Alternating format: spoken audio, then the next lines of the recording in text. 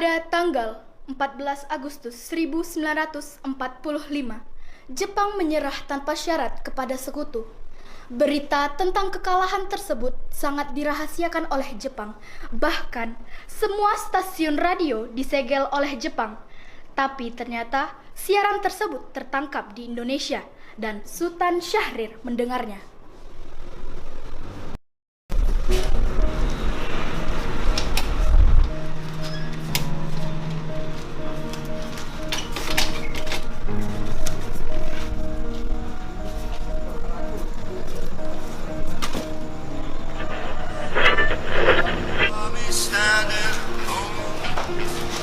Without a dream in my heart, without a love of my own.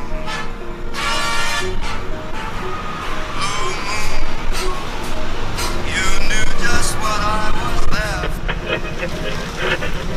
Designated Allied Supreme Commander to accept the surrender of the Japanese. He was met by Lieutenant General Eichel. Sore hari setelah mendengar berita kekalahan Jepang, Sultan Syahrir dan para pemuda mengadakan rapat di Jakarta. Assalamualaikum. Waalaikumsalam. Saudara-saudara, saya mempunyai kabar bahagia untuk kita semua. Jepang telah menyerah kepada sekutu.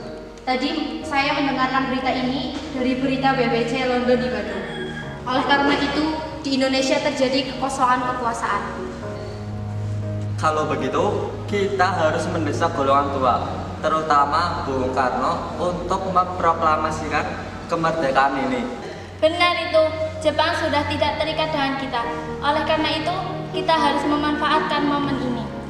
Tetapi, kita juga tidak ingin proklamasi kemerdekaan Indonesia dibuat oleh PPKI. Kenapa mesti begitu? Karena PPKI adalah buatan Jepang. Sementara itu, kita tidak ingin ada campur tangan PPKI dalam proklamasi kemerdekaan Indonesia. Maka dari itu, kita sepakat harus menolak berbagai hadiah kemerdekaan dari Jepang. Dan kita harus memproklamasikan kemerdekaan itu sendiri.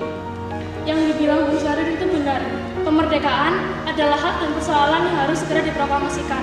Maka dari itu, mari kita semua meminta kepada Bung Karno dan Bung Hatta untuk segera memutus hubungan dengan Jepang segera mungkin. Bagaimana? Setuju? Ya, setuju. Kalau begitu, kalian semua harus pergi ke kediaman Bung Karno untuk menyampaikan kabar ini. Saya dan yang lainnya akan memerintahkan golongan muda untuk merebut kekuasaan dari Jepang. Keesokan harinya, pada tanggal 15 Agustus 1945, Hairul Saleh, Sultan Syahrir, Wikana, dan Darwis tiba di kediaman Soekarno di Jalan Pegangsaan Timur nomor 56 Jakarta dengan maksud menyampaikan hasil-hasil keputusan rapat.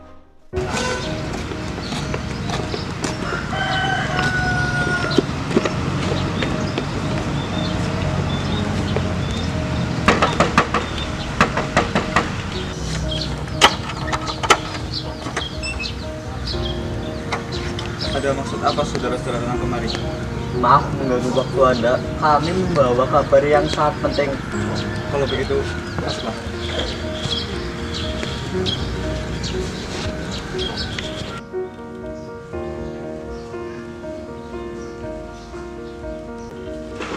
Duduk. Kabar penting apa yang Anda maksud? Begini, Bung. Kami mendengar berita bahwa Jepang telah menyerah kepada sekutu dari berita BBC London di Bandung. Kemudian kami golongan muda berkumpul dan mengadakan rapat. Dan hasilnya semua setuju bahwa Bung Karno dan Bung Hatta harus segera memproklamasikan kemerdekaan Indonesia. Kita tidak bisa begitu saja untuk memproklamasikan kemerdekaan. Kita harus bicarakan ini di dalam rapat PPKI. Kita tidak mungkin membicarakan persoalan kemerdekaan pada PPKI karena PPKI adalah buatan Jepang dan kemerdekaan Indonesia harus usaha dari rakyatnya sendiri, bukan dari bangsa lain. Bukan begitu, kita seharusnya memproklamasikan kemerdekaan dalam PPKI karena PPKI merupakan badan yang mengurus kemerdekaan. Apa kita harus menunggu Jepang dalam memerdekakan bangsa ini? Kita bisa, Bung. Kita pasti bisa. Kita harus bangkit memproklamasikan kemerdekaan ini. Sedangkan Jepang saja kalah dalam perang sucinya. kekuatan kita yang sekecil ini takkan mampu untuk mengalahkan armada Jepang. Mana bukti kekuatan yang kalian perhitungkan itu? Apa tindakan kalian kepada kaum wanita dan para anak-anak jika terjadi pertumpahan darah? Bagaimana bisa kita mempertahankan kemerdekaan? Coba kalian bayangkan, bagaimana bisa kita berdiri tegak di atas kekuatan sendiri? Tapi Bung, semakin cepat kita memproklamasikan kemerdekaan ini, semakin cepat pula kita mengakhiri penderitaan rakyat yang telah dirasakan selama ini. Inilah yang telah ditunggu-tunggu oleh bangsa kita, Bung. Baiklah, tetapi beri kami waktu untuk berunding sebentar. Baiklah kalau begitu, kami pamit. Karena masing-masing mempertahankan pendapatnya, keempat orang golongan muda tersebut berpamitan kepada Bung Karno. Mereka bergegas meninggalkan kediaman Bung Karno dengan wajah kesal. Kemudian, Soekarno meminta para golongan tua untuk datang ke kediamannya dan membicarakan permasalahan tersebut. Bagaimana ini? Para golongan muda menuntut untuk segera memproklamasikan kemerdekaan. Tapi kita tidak boleh gegabah, Bung. Kita harus mempersiapkan ini secara matang supaya tidak terjadi hal yang tidak diinginkan. Saya setuju. Menurut saya, yang terpenting saat ini adalah menghadapi sekutu yang ingin kembali berkuasa di negeri ini. Dan masalah kemerdekaan, sebaiknya kita bahas dalam sidang PPKI pada 18 Agustus mendatang.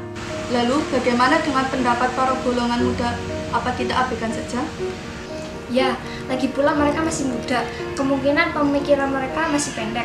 Kita harus melihat ke depan untuk mempersiapkannya dengan matang. Kalau tidak, semuanya akan berantakan. Baiklah Bung, berarti kita semua sudah sepakat.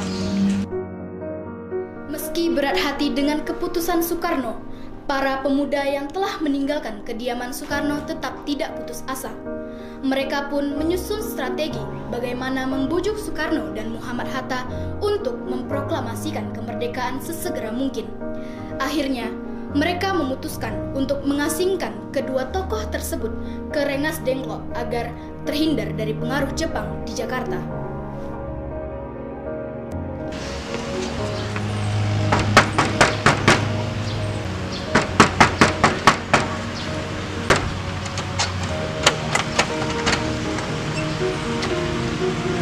Ada maksud apa saudara datang sepagi ini?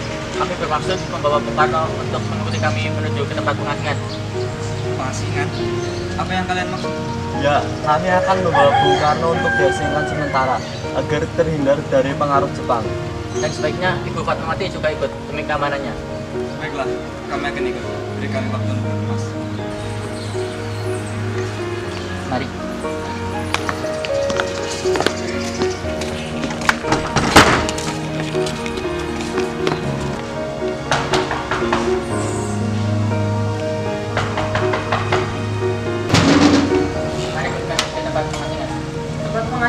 Tempat pengasihan apa? Tenang, Bung Karno sudah ada di sana. Pada pukul 5:30 sore, rombongan dari Jakarta yang dikawal oleh Peta tiba di Rengas Dengklok untuk menjemput Soekarno dan Muhammad Hatta. Apakah Anda tahu di mana keberadaan Bung Karno dan Bung Hatta? Maaf, saya tidak tahu, Bu. Katakanlah kepadaku di mana keberadaan mereka, dan aku juga akan menjamin keselamatan mereka jika mereka berada di Jakarta. Dan aku pula akan menjamin proklamasi kemerdekaan Indonesia diumumkan pada tanggal 17 Agustus besok, selamat-lambatnya pukul 12 siang. Baiklah, saya akan menunjukkan tempatnya di Rengas Dengklok.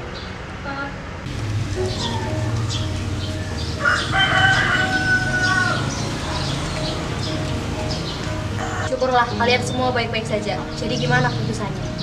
Ya, kami setuju bahwa proklamasi kemerdekaan akan dilaksanakan tanpa campur tangan Jepang. Lalu, kapan kita akan melaksanakannya? Bagaimana jika besok pasukan di Jakarta sudah bersiap? Ya, kita akan melaksanakannya besok pagi. Baiklah. Bagaimana kita akan membicarakan naskah proklamasi kemerdekaan untuk kita? Jepang tidak akan mengizinkan kita sekarang, apalagi jika mereka tahu bahwa kita akan merumuskan proklamasi. Saya punya ide. Kita akan meminjam rumah perwira Angkatan Laut Jepang, Laksamana Maeda. Baiklah Bung, saya setuju. Kita akan ke rumahnya malam ini. Selesailah perundingan di Rengas Dengklok. Semua anggota golongan tua maupun muda kembali ke Jakarta untuk membahas lanjut rencana proklamasi kemerdekaan tanggal 17 Agustus 1945.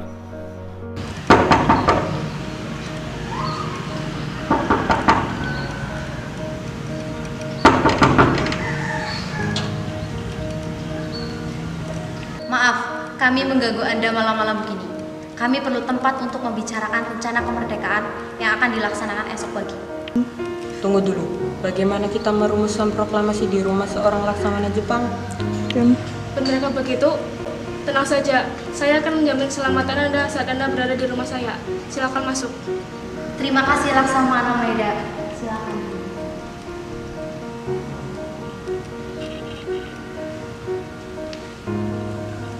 Sebenarnya saya turut bergembira dengan kabar itu. Silakan pergunakan ruangan yang Anda butuhkan. Silakan duduk. Apakah ada pena dan kertas Laksamana? Oh, sebentar, saya ambilkan.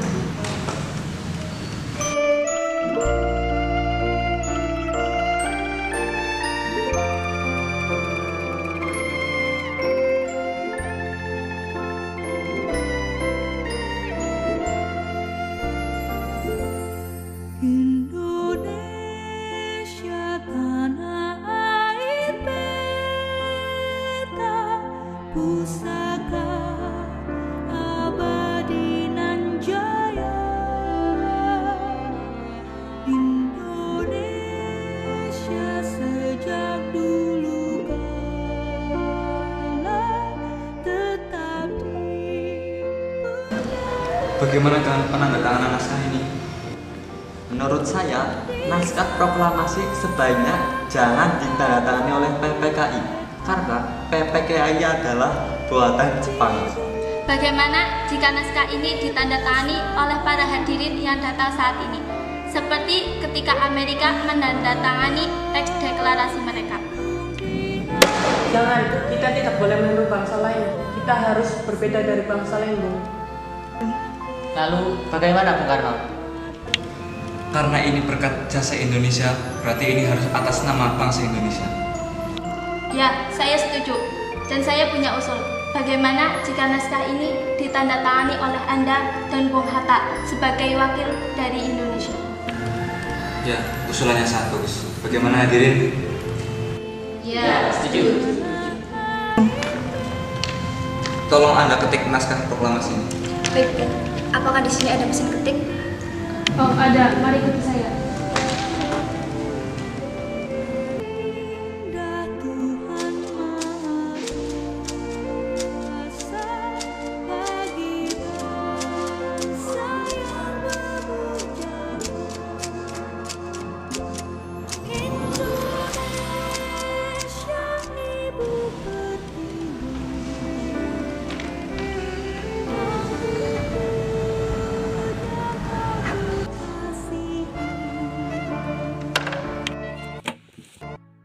Setelah usai perundingan di rumah Laksamana Maeda, Soekarno pulang dan disambut oleh istri tercinta.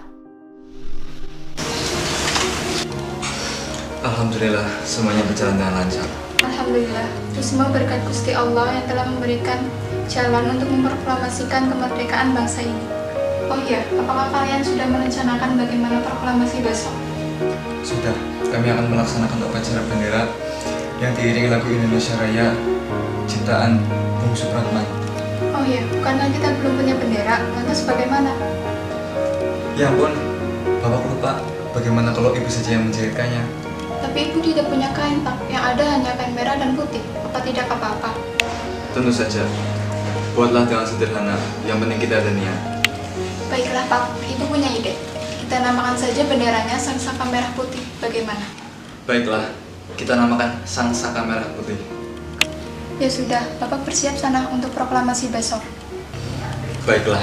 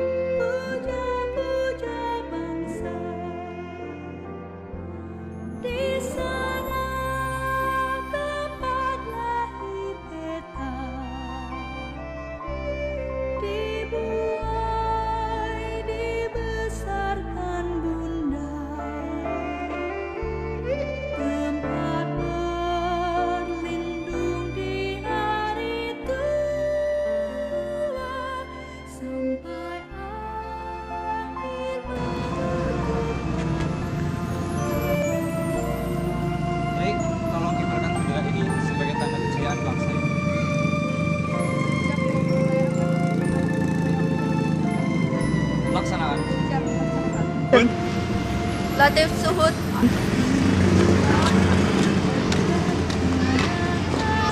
Kalian diberi kehormatan untuk mengibarkan bendera ini untuk pertama kalinya dalam sejarah bangsa Indonesia. Baik, Komandan. Kami tidak akan mengecewakan Anda.